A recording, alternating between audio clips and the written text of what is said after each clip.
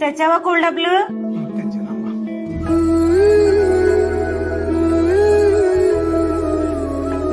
పదండి.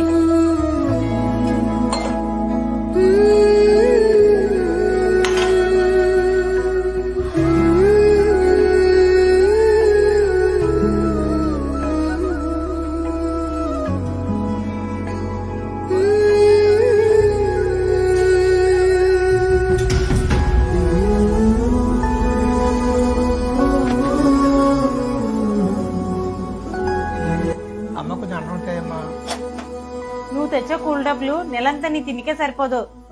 చాలే సరిపెట్టుకో. అడుగుతున్నాడు కదా అనిత. మీరు నోరు మూస్తారా?